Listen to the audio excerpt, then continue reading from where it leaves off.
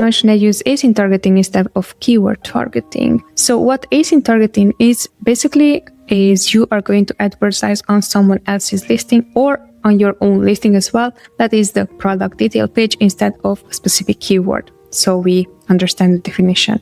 Now, when it comes down to async targeting instead of keyword targeting, we would use it instead, or not only instead, but in combination with keyword targeting, especially for categories that are very expensive, where the CPC is very expensive, so the cost per click is very expensive. This can be in beauty, the baby, the supplements category. Yeah, these are top of mind. And some of the sometimes even consumable products can have high CPC. So that is when we would be using the async targeting together with keyword targeting. Now, it totally makes no sense for us to go for keywords because it's so expensive, we would be starting with async targeting. However, we are using it usually together instead of I'm using this versus that.